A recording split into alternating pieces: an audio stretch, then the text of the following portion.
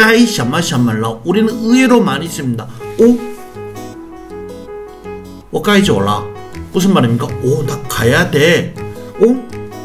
我要走了 됩니까? 둘 다 됩니다.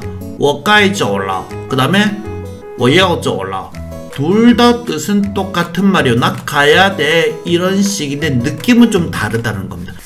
여러분 안녕하세요. 피터중국의 김쌤입니다. 오늘도 여러분들과 같이 중국어 동사에 대해서 알아보도록 하겠습니다. 오늘 보실 동사는 바로 이 tian이라는 동사입니다. 이 tian이라는 동사는 보태다, 첨가하다, 더하다, 그리고 미안하다, 아이를 낳다라는 뜻이 있습니다. 보시면은 이 미안하다, 아이를 낳다라는 뜻은 굉장히 생소하실 거예요. 오늘은 이 세 가지 뜻을 가지고 문장 짓기와 말하기 연습 해보도록 하겠습니다. 자, 그럼 시작하도록 하겠습니다. 갑니다. 읽어보겠습니다. 나는 가구 몇 개를 추가했어.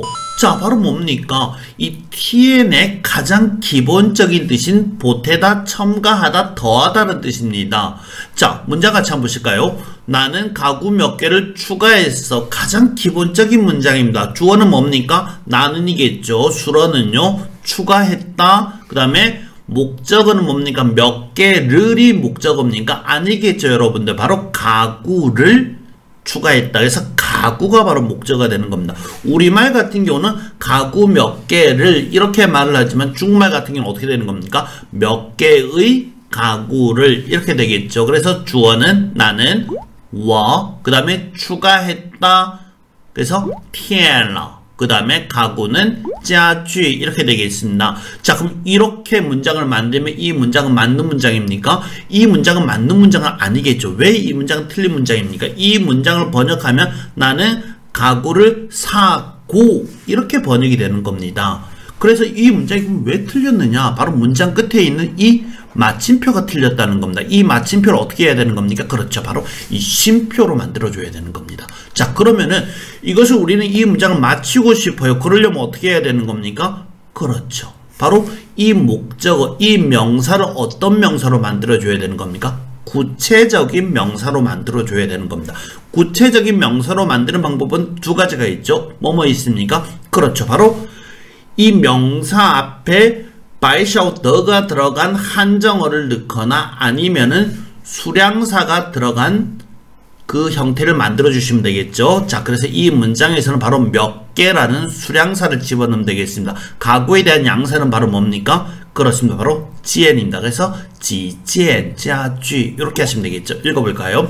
我添了几件家具 그렇습니다. 이런 식으로 하시면은 문장 끝은 이렇게 마침표로 끝낼 수가 있습니다. 좋습니다. 자, 문장 읽어보겠습니다. 我添了几件家具 한 번 더. 我添了几件家具 좋습니다. 이런 식으로 나는 몇 개의 가구를 추가했어. 이런 식으로 이添 같은 경우는 추가하다는 뜻으로 만들 수가 있습니다. 자, 제가 수업을 하면서 이 보시면은요, 이 문장을 보시면은 주어는 我입니다. 수어는 添, 목적어는 家具죠. 그 다음에 지지에는 바로 뭡니까? 이 家具에 대한 수량사, 바로 한정어가 되는 겁니다. 그럼 이 러는 뭡니까? 이 러는 바로 동태조사 러입니다. 동태조사 러는 동사 뒤에서 동작의 완료를 나타낸다고 했어요. 그리고 뒤에 오는 목적어는 어떤 목적어? 구체적인 목적어가 와야 된다고 했어요. 그렇게 해야 되고, 만약에 이것을 이렇게 뒤로 빼면 됩니까, 여러분들? 이렇게 뒤로 빼면 안 된다고 가르치고 있습니다. 왜? 저 러는 동태조사니까. 그렇지만 뒤로 빠져도 됩니다, 여러분들. 아니 선생님 계속 수업 중에 이것은 뒤로 빠지면 안 된다고 수업을 하고 지금은 뒤로 빼도 된다고 얘기를 하는데, 여러분들 아마 보시면은 수업 중에 혹은 책이나 어떤 잡지를 보실 때 보면 이렇게 이 형태인데 이 러가 뒤로 빠져 있는 경우를 의외로 보셨을 거예요. 왜 그러면 그것들이 가능하냐? 그것이 가능한 이유 먼저 한번 보시겠습니다. 읽어볼까요? 我添几件家具了 한 번 더. 我添几件家具了 좋습니다. 이렇게 했을 때 이 느낌은 어떤 느낌일까요? 이때 오는 이 러는 뒤에 문장 끝에 오는 러는 우리는 무슨 러라고 그럽니까? 그렇습니다. 바로 어기조사라고 합니다. 그러면 이것은 어기조사 맞습니다. 어기조사는 두 가지 뜻을 나타내죠. 뭡니까? 첫 번째는 그렇죠. 요렇게 완료를 나타내고, 두 번째는 뭡니까? 변화를 나타내는 겁니다. 자, 그럼 이 러는 뭘 나타낼까요? 그렇습니다. 이 러는 바로 변화를 나타내는 겁니다. 중국어 같은 경우는 언어 환경, 앞뒤 문맥, 그 말을 왜 했는지 그 환경적인 조건에 따라 가지고 번역이 좀 달라질 수가 있습니다.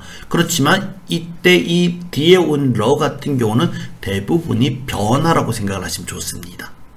그래서 이거의 느낌은 내가 가구 몇 개를 드디어 추가했어. 그러니까 나 계속 안 할 거야, 안 살 거야 이러다가 어떻게 했다는 겁니까? 그 변화가 왔다는 걸 나타낼 때 이 러를 문장 끝에 쓸 수도 있습니다. 이렇게 이해하시면 가장 좋으세요. 그리고 이 러의 원래 위치는 어디다? 이 러는 동태조사고, 이 목적어 어떤 걸 갖고 있죠? 이 목적은 지금 구체성을 띠고 있습니다. 그렇기 때문에 이것은, 이 러는 우리가 아까 처음에 봤던 식으로 이 동사 뒤에 와 있다는 겁니다. 아시겠죠, 여러분들? 요것만 기억하시면 되는 겁니다. 자, 동사 뒤에 오는 러는 뭐다? 동태조사다. 문장 끝에 오는 조사는 뭐다? 어기조사다. 어기조사는 동태조사의 뜻, 바로 완료도 가지고 있고, 그리고 변화도 가지고 있다. 아시겠죠, 여러분들? 좋습니다. 이것은 제가 만들어 놓은 영상 중에 보시면 어기조사 영상이 있습니다.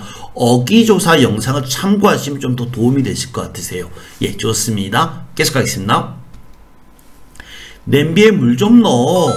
그렇습니다. 역시 보태다, 첨가하다, 더하다입니다. 이 문장의 느낌은 어떻습니까? 지금 냄비가 막 이렇게 물이 끓고 있는데 물이 부족한 것 같아서 물을 좀 더 첨가해라. 그런 식으로 이해를 하시면 좋습니다. 냄비에 물 좀 넣어. 냄비에 물을 넣는데 누가 넣습니까? 그렇습니다. 바로 너가 넣겠죠. 그래서 니, 그렇습니다. 그 다음에 넣었다는 뭡니까? 여기서의 이 넣다는 바로 첨가하다, 바로 더하다, 추가하다는 뜻입니다. 그래서 tien 이렇게 하시면 되겠죠. 그 다음에 뭘 첨가하는 겁니까? 그렇죠. 바로 수이, 니 tien 수이 이렇게 하시면 되는 겁니다. 그러면 너는 물을 첨가해, 물을 더해, 요런 식이 되는 겁니다. 자, 문장 계속 보시겠습니다. 물 좀 넣어.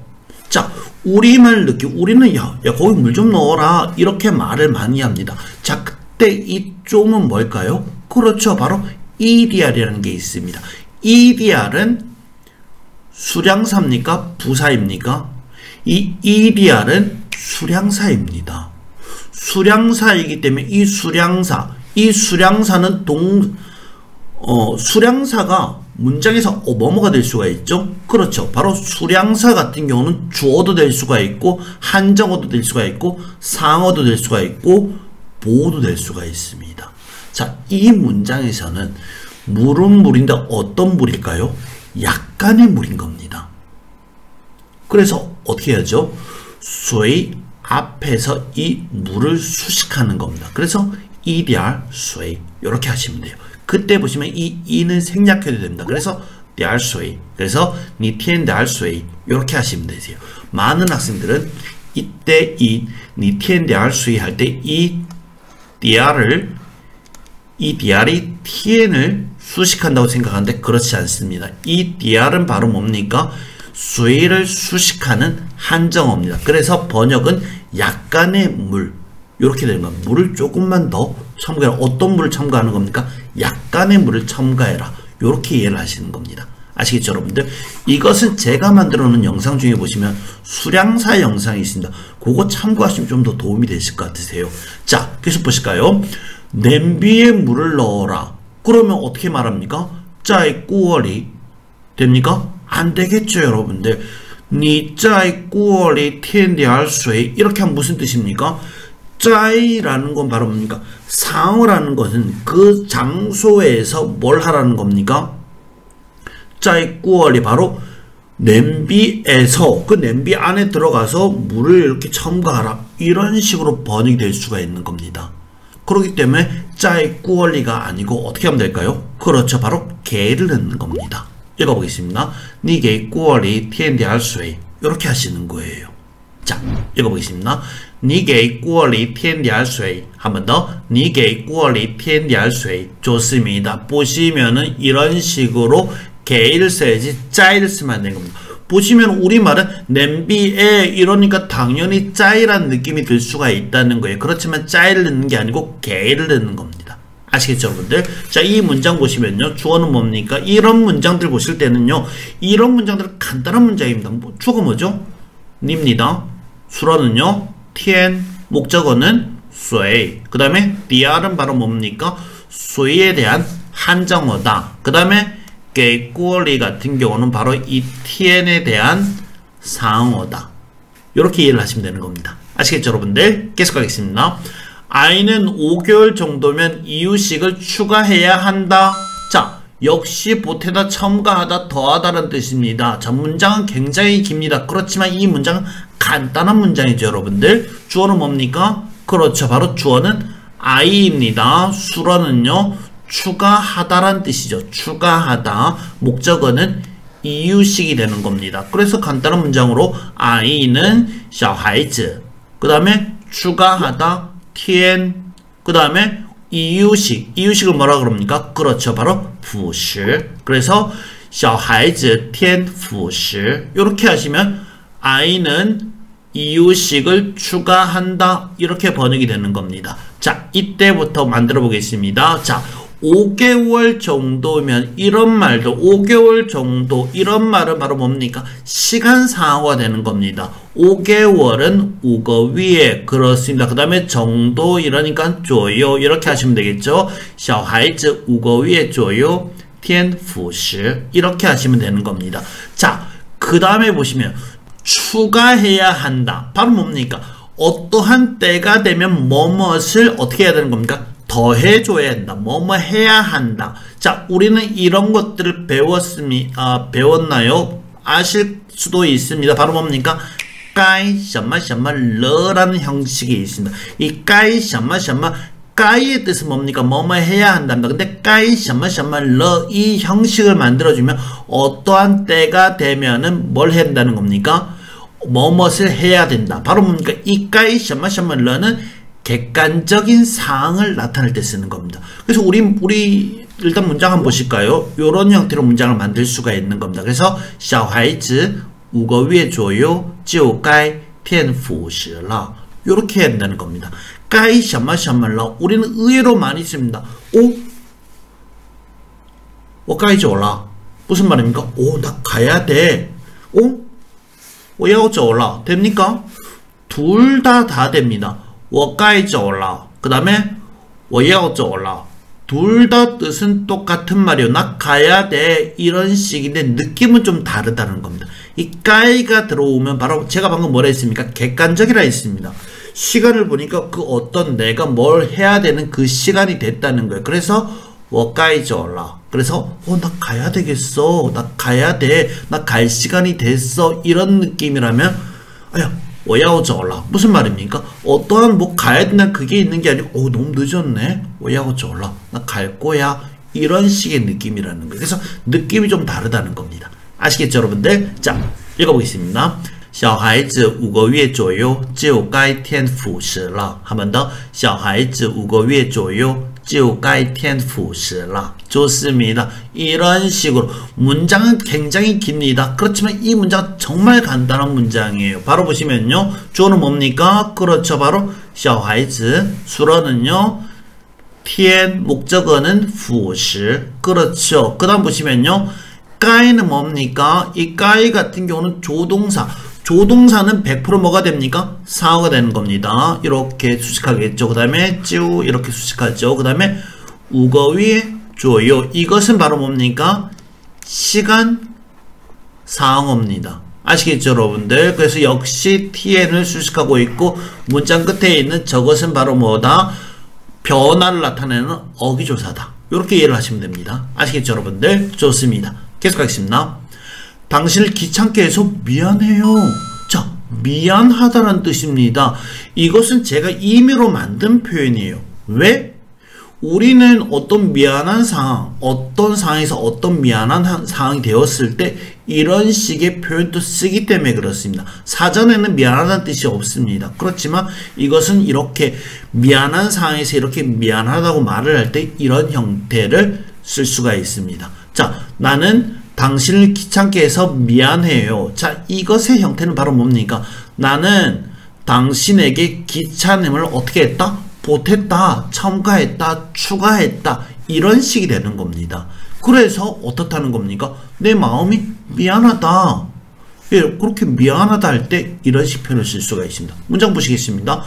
당신을 누가 귀찮게 하는 거죠? 내가 귀찮게 하겠죠. 그래서 워가 먼저 오는 겁니다. 주어는 바로 이 문장에서 주어는 워가 되는 겁니다. 자, 아니 이 우리말에는 주어가 없지 않느냐, 그런데 굳이 워를 쓸 필요가 있느냐, 이렇게 말하실 수도 있습니다. 그런데 중국어 같은 경우는요, 중국어 같은 경우는 일반적으로 주어를 생략하시면 안 되세요. 주어를 생략하다 보면은 이것의 대상이 명확하지 않을 때가 있습니다. 주어를 생략할 수 있는 경우는 몇 가지가 있죠? 그렇습니다. 한 5가지, 6가지 정도가 있습니다. 같이 한번 보실까요? 뭐뭐 있죠? 그렇죠. 바로 대화할 때, 지금 둘이 대화를 하고 있을 때는 굳이 주어를 쓰실 필요가 없겠죠. 그 다음에 자연현상일 때도 역시 샤쉐, 샤위, 이럴 때는 바로 뭡니까? 주어가 없지 않습니까? 그 다음 또 뭐죠? 명령할 때, 적, 가, 이렇게 할 때 또 역시 주어를 생략할 수가 있습니다. 그리고 또 어떤 때가 있습니까? 그렇습니다. 바로 대중들에게 어떤 특정인이 아니고 불특정 다수에게 어떤 연설이나 뭔가를 할 때도 역시 주어를 생략할 수가 있습니다. 그리고 또 언제가 있습니까? 그렇죠. 바로 뭡니까? 축하해 줄 때, 祝你生日快乐, 생일 축하해, 이럴 때 我祝你 이런 식 표현을 쓰지 않습니다. 그래서 祝你 이런 식 할 때 바로 이때 바로 祝 같은 경우는 바로 뭡니까? 수로가 되겠죠. 주어는 원인데 이때 원은 생략을 하는 겁니다. 아시겠죠? 이 정도에서만 주어를 생략할 수 있고 그 외에는 주어를 생략하시지 않습니다. 기억하십시오, 여러분들. 그래서 이 문장에서 이 말을 하는 사람은 바로 나기 때문에 워가 되는 겁니다. 그 다음에 당신을 바로 뭡니까? 너에게 이렇게 되겠죠. 그래서 개인이 뭘 했습니까? 보탰습니다. 뭘 보탰습니까? 그렇죠. 바로 tien 뭘 보탰습니까? 귀찮게 하다. 귀찮음을 보탰다. 귀찮음, 귀찮다. 뭐가 있습니까? 그렇죠. 바로 마판이 있습니다. 그래서 tien 마판러 이렇게 하시면 되겠죠. 읽어보겠습니다. 我给你添麻烦了. 한 번 더. 我给你添麻烦了. 좋습니다. 이렇게 할 수가 있겠죠. 이 문장도 보시면요. 주어는 뭡니까? 주어는 워죠. 수로는요. tien, 목적어는 마판이 되는 겁니다. 나는 귀찮음을 더했어요. 누구에게요? 너에게 내가 귀찮음을 더했다. 이렇게 번역을 하시면 되는 겁니다. 아시겠죠, 여러분들? 그래서 내가 너에게 귀찮음을 줬어. 이러니까 뭡니까? 미안하다. 그래서 미안하다가 되는 겁니다. 그래서 이거의 느낌은 미안하다라고 할 수 있습니다. 우리는 그렇게 미안한 상황에서 이 표현을 쓰기 때문에 이것을 미안하다라고 번역해도 크게 문제는 없습니다. 아시겠죠, 여러분들? 계속하겠습니다. 그는 최근에 아들을 낳았어. 자, 이번에는 아이를 낳다라는 뜻입니다. 이 tien 자체는 아이를 낳다라는 뜻도 있습니다.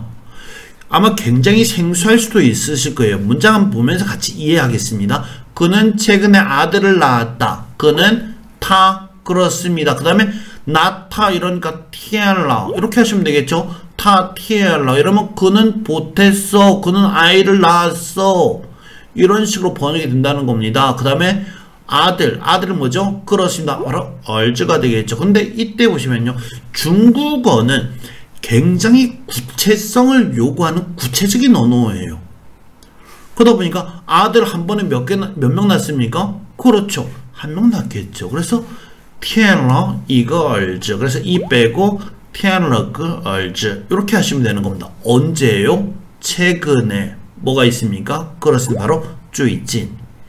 읽어보겠습니다. 他最近添了个儿子. 한 번 더. 他最近添了个儿子. 좋습니다. 이렇게 그는 자 문장의 느낌을 보시겠습니다. 그는 天儿子 그는 최근에 아들 하나를 보탰어. 뭐 아들 하나를 어디서 주워온 건 아니겠죠. 바로 뭡니까? 주워온 게 아니니까 당연히 낳았겠죠. 그러니까 이것의 느낌은 아이를 낳다라는 뜻이 된다는 겁니다. 이해가십니까 여러분들? 좋습니다. 계속 가겠습니다. 그리고 가시기 전에 보시면요. 이거 할 때 이를 생략을 많이 합니다 여러분들. 그래서 天了个儿子 이러면 우린 당연히 한 명인 걸 유추할 수가 있는 겁니다. 그리고 이렇게 써주는 이유는 중국어는 굉장히 구체적인 것을 요구하는 언어이기 때문에 그렇습니다. 만약에 이거를 빼버리면은 天了儿子 이러면 일단 이 러는 뒤로 빠져야겠죠. 이 러가 뒤로 빠져버리면 他最近添儿子了 이러면은 몇 명의 아들을 추가했는지 알 수가 없는 겁니다. 이해가십니까 여러분들? 예. 그러다 보니까 중국어는 양사 사용이 굉장히 빈번하고 양사를 잘 쓰셔야지 중국어 좀 하는구나 요런 소리를 들을 수가 있는 겁니다. 아시겠죠 여러분들? 계속하겠습니다. 아이를 낳는 것은 매우 기쁜 일이다. 그렇습니다. 역시 아이를 낳답니다. 자, 이번 문장 같은 경우는 보시면요. 아이를 낳는 것은 바로 이것이 뭡니까? 주어입니다. 수라는 뭐죠? 기쁜 일이다? 아닙니다. 여기서 수라는 이다입니다. 이다 우리가 알고 있는 거 뭐가 있습니까? 그렇죠. 바로 시가 있습니다. 그 다음에 매우 기쁜 일. 바로 이것은 목적어가 되겠죠. 자, 아이를 낳는 것은 자, 이것은 외우셔도 꽤 괜찮습니다. 바로 天丁 자, 天丁이라는 이 단어가 있습니다. 이 天丁이라는 단어는 그냥 한 단어로서 아이를 낳답니다. 자, 보시면요. 이것도 보시면은 엄밀하게 하면은 티에는 낳다. 그 다음에 띵은 바로 뭡니까? 띵 같은 경우는 뭐 장정, 남자, 아이 요런 것을 나타내는 겁니다. 이 과거에는 농경사회였으니까 당연히 뭡니까? 아들이 중요했겠죠. 그래서 이런 형태의 단어도 중국어는 5000년의 역사가 있으니까 그때 아주 과거부터 내려오던 그런 하나의 언어라고 보시면 좋습니다. 그래서 天丁 이러면은 아들을 낳다, 아이를 낳다 이렇게 이해를 하시면 됩니다. 그 다음에 뭡니까? 是 이다. 뭐죠? 일이다. 일은 뭡니까? 썰. 그렇습니다. 그 다음에 어떤 일이죠? 기쁜 일. 그 다음에 시설. 어떻게 기쁜 일? 매우 크게 기쁜 일. 그래서 大喜事 이렇게 하시면 되는 겁니다. 그래서 天丁是大喜事 이렇게 하시면 되겠죠. 읽어보십니다. 天丁是大喜事 한 번 더. 天丁是大喜事 좋습니다. 이런 식으로 주어, 수어 이 전체를 목적으로 잡으시면 가장 무난하십니다. 아시겠죠 여러분들? 이런 식으로 이 tn의 세 가지 뜻을 알아봤습니다. 이번에는 퀴즈 풀면서 다시 한번 읽어보도록 하겠습니다. 갑니다. 읽어보겠습니다. 나는 가구 몇 개를 추가했어. 그렇죠. 읽어보겠습니다. 我添了几件家具 한 번 더. 我添了几件家具 좋습니다. 이번엔 이 러를 문장 끝으로 보내겠습니다. 읽어볼까요? 我添几件家具了 한 번 더. 我添几件家具了 좋습니다. 계속하겠습니다. 냄비에 물 좀 넣어. 그렇죠. 읽어보겠습니다. 你给锅里添点水 한 번 더. 你给锅里添点水 좋습니다. 계속하겠습니다. 아이는 5개월 정도면 이유식을 추가해야 한다. 그렇죠. 읽어보겠습니다. 小孩子5个月左右就该添辅食了 한 번 더. 小孩子5个月左右就该添辅食了 좋습니다. 계속하겠습니다. 당신을 귀찮게 해서 미안해요. 그렇죠. 읽어보겠습니다. 我给你添麻烦了 한 번 더. 我给你添麻烦了 좋습니다. 계속하겠습니다. 그는 최근에 아들을 낳았어. 그렇죠. 읽어보겠습니다. 他最近添了个儿子 한 번 더. 他最近添了个儿子 좋습니다. 계속하겠습니다. 아이를 낳는 것은 매우 기쁜 일이다. 그렇죠. 읽어보겠습니다. 天丁是大喜事 한 번 더. 天丁是大喜事 좋습니다. 이렇게 동사 tn에 대해서 알아봤습니다. 저희 영상이 여러분들에게 도움이 되시거나 유익하다면 구독, 좋아요, 알람 설정 부탁드리겠습니다. 수업 마치겠습니다. 수고하셨습니다. 再见。